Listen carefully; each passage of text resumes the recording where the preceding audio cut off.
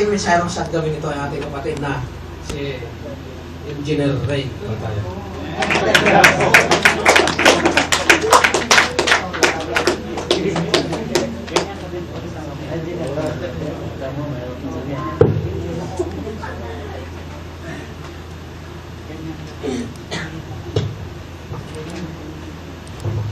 Praise God.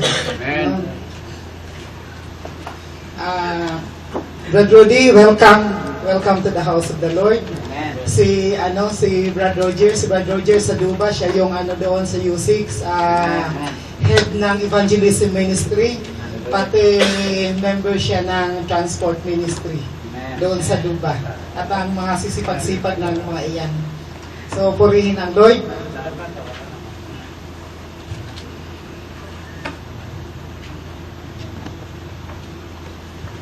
Isang magandang gabi sa inyo lahat mga kapatid. No, it is a good thing, it is a great and wonderful thing na ang mga anak ng Diyos ay magkakatipon-tipon to give thanks and praises to God, to worship Him in spirit and in truth, and to listen to His wonderful words. No, alam natin, every one of us knows how important, no, the Word of God in our Christian life. No, the benefits of the Word of God in our Christian life. At ngayong gabi nais nating pakinggan ang mensahe ng Diyos. For we know God through His Word and we know God's will through His Word. No? Tayo po muna ay tumayo mga kapatid.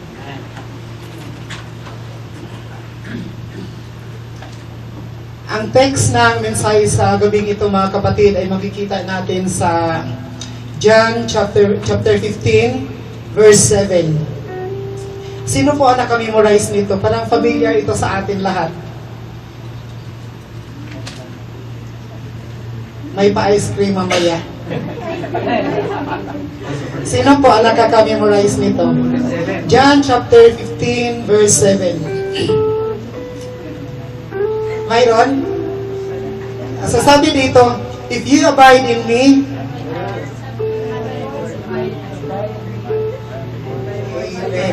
you see, inunahan ko lang ng lahat pala memoryado. If you abide in me and my words abide in you, no, napakaganda. Ask whatever you desire and it shall be given to you. Tayo po muna mga kapatid ay yumuko at manalangin. Hallelujah, Lord. Hallelujah. O most gracious Heavenly Father, Lord, we thank you for you are so good in our lives, Lord.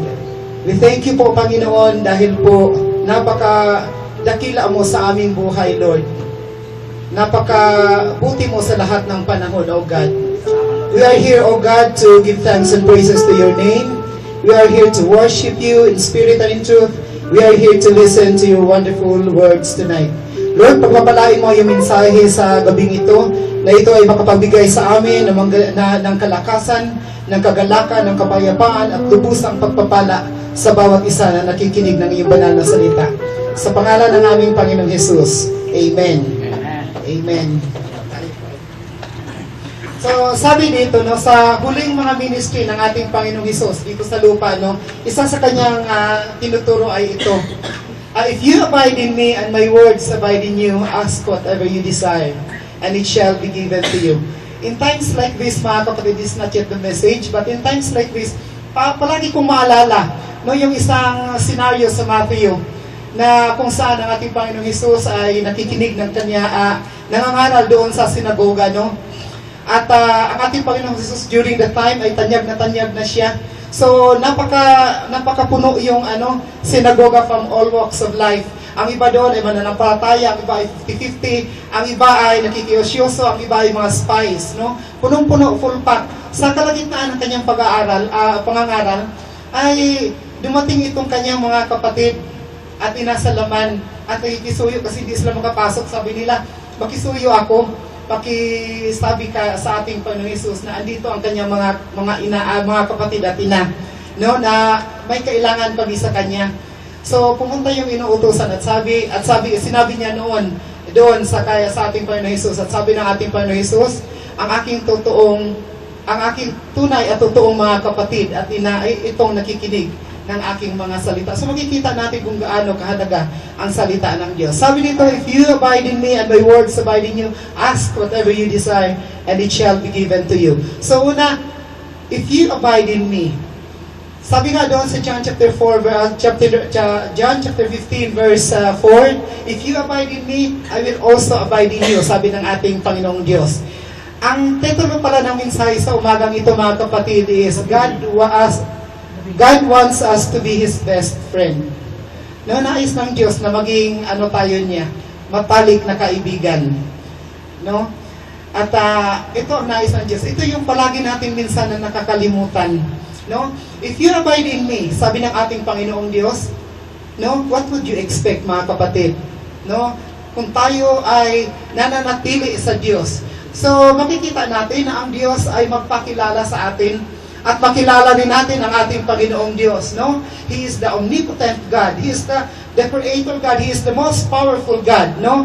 He is the omniscient God. He is the God who knows everything. He knows every details of our lives. Alam ng Diyos kung anong laman ngayon ng inyong mga puso, ng inyong isipan. Alam ng Diyos noong una pang panahon, even before the foundation of the world. No? Nakikita at nakikilala ka na ng Diyos. No? At sa darating pang mga panahon, alam ng Diyos ang lahat-lahat ng detalye ng buhay natin. He is the omniscient God. He is the omnipresent God. Makikilala natin ang Diyos na He is a God who is everywhere. Saan man tayo, sa ipapawid man, magtago man tayo sa mga sulok ng ating mga bahay, no? Punta man tayo sa pinakailalim bahagi at parte ng dagat, no? Hindi tayo makakalusot sa Diyos. No, lantad lahat sa Diyos. No, kitang-kita ng Diyos ang lahat. Walang maitago natin sa Kanya because He is everywhere. No? At napakabuti ng Diyos dahil Siya yung all-sovereign God. Nagpakilala ang Diyos sa atin na Siya ay faithful sa Kanyang mga salita. No, kung ano ang sasabihin ng Diyos, hindi Niya babaliin. Binalot Niya tayo ng napakaganda ng Kanyang napakasaganang biyaya at napakagandang mga pangako. No? Pag nasa Diyos tayo, sabi ng Diyos, I will never leave you nor forsake you. Sabi sa Hebrew chapter 13 verse chapter 15 chapter 13 verse 5. Sabi niya, I will never leave you nor forsake you. No? Ang Diyos ay kahalupilo natin sa ating buhay. Pinaalam ng Diyos na hindi niya tayo iiwanan. In times of joy, nandoon siya. In times of sadness, in times of troubles, in times of trials, in times of sufferings, He said to His words that He will never leave us nor forsake us. No, what a wonderful life we have in Jesus. Napakabuti ang buhay natin na mayroon sa Diyos. No, sometimes ma-discourage tayo, sometimes natitisod tayo, but the promise of God is always there for us. No, ano man sasabihin ng iba, the promise of God is still there for us. That He will never leave us nor forsake us. No, He is the God, sabi niya sa kanyang mga salita, na welcome to the house of the Lord, at sabi ni Darman, na-distract ako sa aking mga kasamahan. So, sa purihin ng Diyos, sa kanyang mga salita, sabi ng Diyos, walang sino mang makapag-agaw sa inyo sa aking mga kamay. So, makikita natin that our life is so secure. No, doon sa ating Panginoong Diyos. What happens in our lives, na para sa atin, wala na tayong napakalaki ng ating mga problema, kung ano madaranasan natin sa ating buhay, ang Panginoong Diyos ay nagpakilala sa atin na He is the God, no? Sabi niya sa kanyang mga salita, walang sino mang makapag-agaw sa inyo sa aking mga kamay. Binabanggit din doon sa Romans chapter 8, no?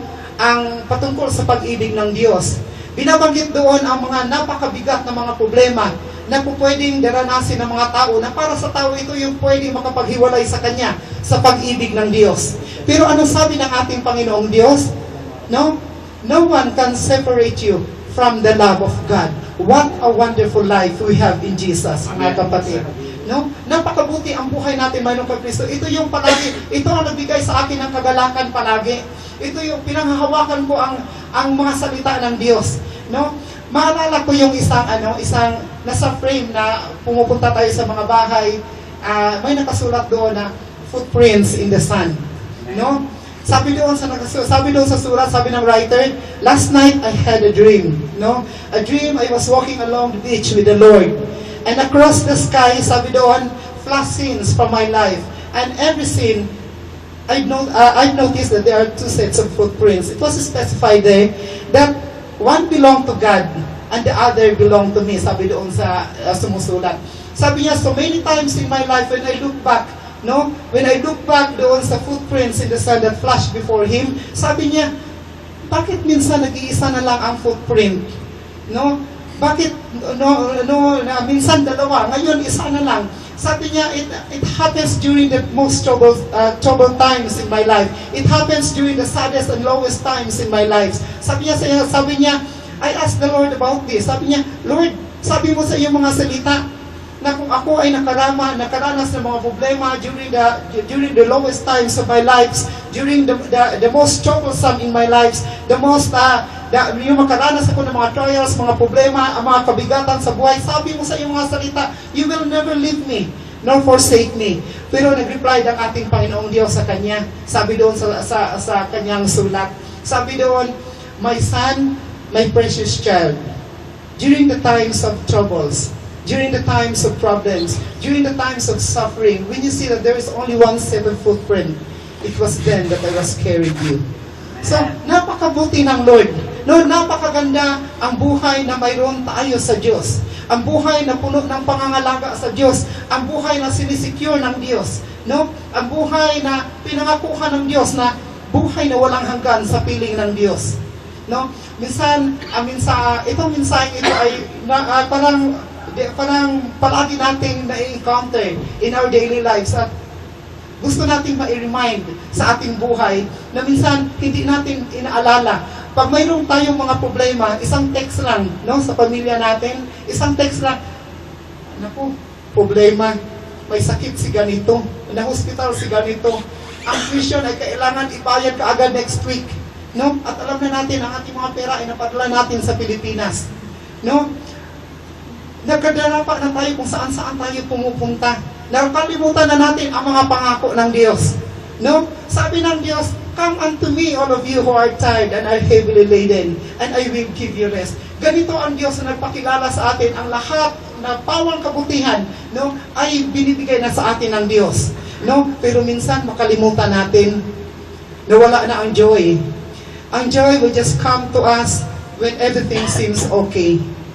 But how about when trouble comes? Joy is still there. Nandito ba si Joy? Purihin ang Diyos. No? But how about when trouble comes? No? Saan na kaya tayo pupunta? Saan na kaya tayo pupunta? Sabi na sa kanyang mga salita, I will never leave you nor forsake you, especially during the time of your needs, especially during the time of your financial needs. No? Pero saan tayo pumupunta? No, ang Diyos na napakilala sa atin na ang lahat ay masusumpungan natin sa Diyos because we know that He is our God Shepherd. Amen? Purihin ang Diyos. Sabi niya sa kanyang mga salita, and my words abide in you. Nang ito ngayon, sabi ng ating Panginoong Jesus, the one that truly loves me are those who follow and obey my words. That the one who truly loves me are the one who follow my commands, who follow my will. Binibigay ng Diyos ang kanyang mga salita for us to be able to live in abundance, for us to be able to live a holy life because God is holy. No? Binibigay ng Diyos, hindi niya tinatago. Ito yung gagawin mo, anak. Lahat ay nandito na. No? Bubuksan mo yan, pag-aralan mo yan, at makikita mo ang kalooban ko para sa iyo. Makikita mo ang ninanais mo para sa iyo. It will direct you into the path of righteousness. Amen? It will direct you to the path of holiness. No, ang aking mga salita. But sometimes, ini-ignore natin ang salita ng Diyos. Ang lahat ay nandito na. Given na lahat, hindi na tinatago ng Diyos. At ang the best thing pa, pinaunawa pa niya sa atin. No? Binibigyan niya sa atin ang kanyang mga salita. Sabi niya, ito yung sundin niyo. Ang aking mga salita. God wants us to live a life that is God wants us to live a holy life.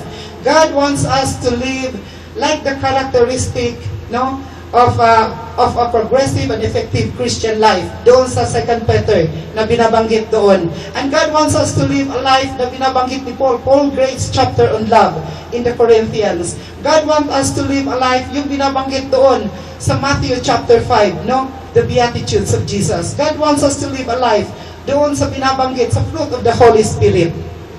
No? At napakaganda mga kapatid. While tayo ay hinubog ng Diyos sa kanyang mga salita, while nanampalataya tayo sa Diyos, while ang banal na Espiritu Santo ay nananahan sa atin, no? He is working our holiness. No? And ang banal na Espiritu Santo na siyang nananahan sa atin ay nililid niya tayo. Ay pinahitik niya ang bunga ng Espiritu Santo sa buhay natin, mga kapatid. No? Napakabuti ng Diyos, no? He wants us to be like Jesus. I-drive tayo ng Holy Spirit to become Christ-like, mga kapatid. So, makikita natin nung una pa man, no? Ma-remember natin yung sinusulat sa Romans chapter 8 verse 29. Sabi doon, nung una pa man, alam na ng Diyos kung sino ang sa Kanya. Ito ay Kanyang tinawag, ito ay Kanyang hinirang, ito ay Kanyang pinili upang maging katulad kay Kristo. So, tatabahuin niya tayo kay Kristo. At ang si Kristo na dinidescribe sa Colossians chapter 1 verse 15 that Jesus is the visible image of the invisible God. No? Ang ating Panginoong Jesus, dinidescribe siya doon, doon tayo dadalhin sa pagiging Christ-like. You know? At si Kristo dinidescribe sa Colossians chapter 1 verse 15 that He is the visible image of the invisible God. He is the exact representation of His being. Sa ngayon mga kapatid, hindi tayo magkaiba-iba ang mga character natin. No, we have different character here sa church. Nung tinawag tayo ng ating Panginoong Diyos, nung pinili niya tayo, yung hinirang niya tayo, no, parang kaya nga kasunod doon para gawing kasing katulad ni Kristo. Kasi nung pagtawag ng ating Panginoong Diyos sa atin, no, bit natin pa ang ating mga ugali. Napunta tayo dito sa church, magkaiba ang ugali. Malamang ang ugali ni Brad Sunny is different sa ugali ni Brad Toto, ni Brad Johnny, ni Brad Joseph. Magkaiba't-iba tayo ng mga ugali, mga kapatid. But one thing there, no? Dadalhin tayo ng Diyos sa isang ugali. At ang ugali iyon ay ugali ni Kristo. Doon sa karakter ng ating Panginoong Jesus, no? If we will abide to God, no? And we will abide to His Word, no? Even sinasabi ibig sabihin kahit sinasabi sa mga tao, mga kapatid, na wala namang perfect na tao, no? But the Word of God, kung susundin natin ang Word of God, even you are still living in this world, you will be perfect. No? Bakit kasi sinasabi natin, wala namang perfecto dito sa mundo? Kasi bakit? Hindi natin sinusunod ang kalooban ng Diyos. Hindi natin sinusunod ang sinasabi ng Diyos, ang salita ng Diyos. No? Pag tayo ay palaging sumusunod sa salita ng Diyos, hihitik sa atin ang bunga ng banal na Espiritu Santo. Kahit duduraan ka sa labas, mananatili ang iyong humility. For God's sake. Amen? Minsan, ang ating iibigin, ayun lang kaibig-ibig sa atin. Even now, we are in the church. Ang ating kahalubilo-halubilo, yun lang magaan sa aking puso. But how about to others na hindi kaibig-ibig sa iyo? What kind of love you have? No? Kung ang iibigin natin, ayun lang kaibig-ibig sa atin. No? Ang bunga ng banal na Espiritu Santo, mga kapatid, ay lusot-lusot tagusan yan. Kahit pa doon sa mga kapatiran natin, kahit pa sa mga taong hindi kaibig-ibig sa atin. No? Ang kagalakan na mayroon ang banal na Espiritu Santo, bunga ng banal na Espiritu Santo sa atin, ay hindi lang during the times of, nagsahod, masaya ako. Oo. When problems, when trials come, sabi doon sa 1 Thessalonians 5:18, sabi doon, in everything, give thanks to the Lord. No, sabi doon sa Colossians chapter 1 Thessalonians 5:18, in everything, give thanks to the Lord. No? Minsan, pag may mga problema tayo, wala na, lugmok na. Sometimes ang joy, sometimes ang love is just at the tip of our tongue. But when situation comes, wala pa pala. Wala pa pala. Sometimes we are led by our emotions. Sometimes we are led by our pride. No? Kailangan pukpukin ko ito. Kailangan hindi ako talo. No? Mga kapatid, when we are led by our pride, makapagsalita ka ng mga masakit na mga sasalita.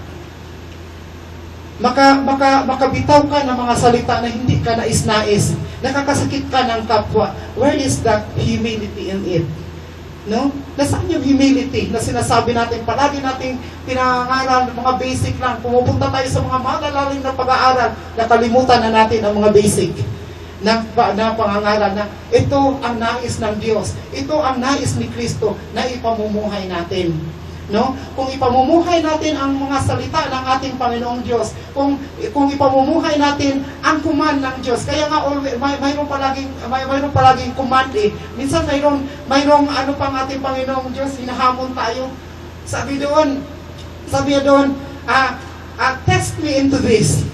Kasi gusto niya ipaprove ang kanyang faithfulness. Kung tayo ay sumusunod sa kanya, ang Diyos na ang magsasabi, subukan niyo ako, sige gawin mo, sundin mo lang ako. Pagpapalain kita. Amen. Amen? Pagpapalain kita. Sabi ng Lord, because He is the source of everything. Ano mang klaseng mga pangangailangan tayo mga kapatid, no? Masusumpungan natin sa ating Panginoong Diyos.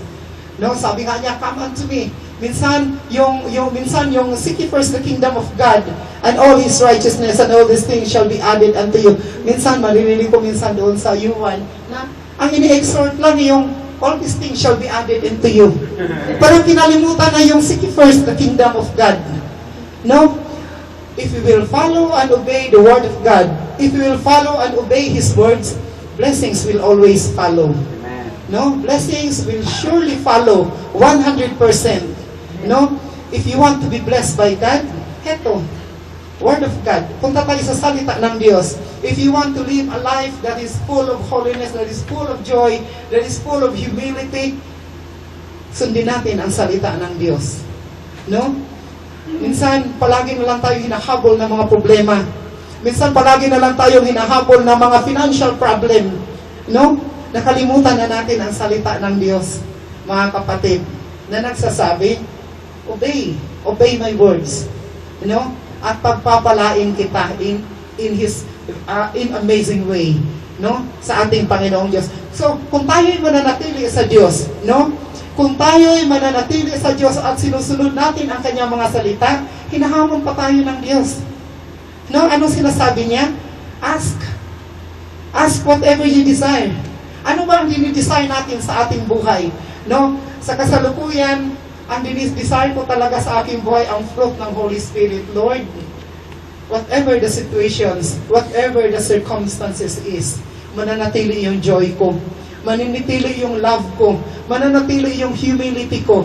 Minsan, doon sa opisina namin, ay pagpupuntahan ako ng mga reklamador ng mga Pilipino, mga Pakistani, para rin akong magkakaroon ng alta presyon. Ito yung sinasabi ko na, Lord, at saka, dumating yung time na sabi ko, kasi mahirap mag-handle ng tao.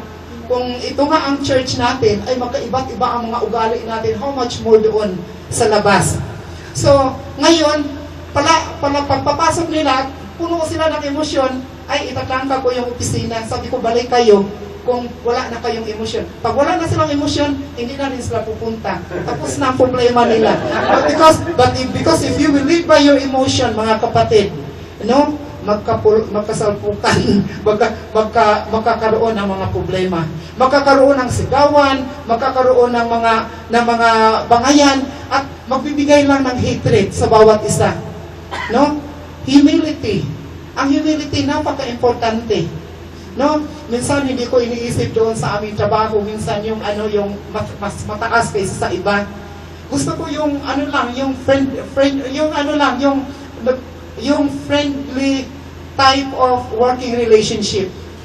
Yung parang hindi ako ganun ka at nakikita ko na in a humble way, makikita mo na maano mo sila magkakaroon ka sa kanila ng mas magandang respeto, no? Kaysa doon sa yung malayo ang agwat ninyo. Yan si Brother Rudy, kasama ko yan sa trabaho. Operator namin yan doon at one of the best yan na operator doon sa amin. So, purihin ang Lord. Sabi niya sa kanyang mga salita, ask whatever you desire. No, sino bang mga single dito? Kahit may mga boyfriend, girlfriend, basta single, hindi married, itaas ang kamay. Ako na, nakauna na ako. Sino? Okay. Sabi ng Lord, ask whatever you desire. No, ask whatever you wish.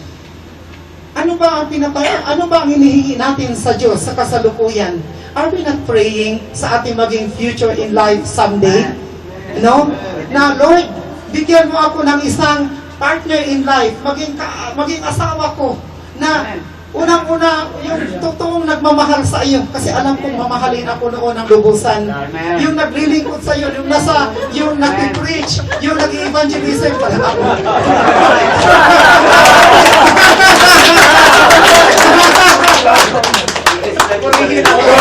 No? Yung naglilingkod sa Diyos. No?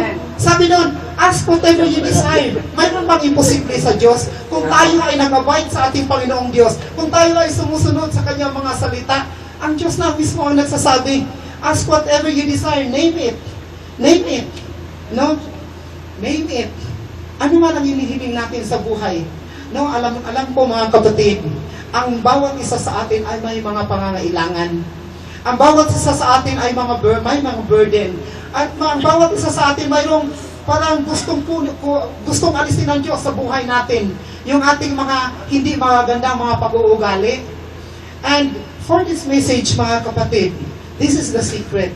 No? That if we will abide in God, and we will abide in His words, sabi niya sa kanyang mga salita, ask whatever you desire.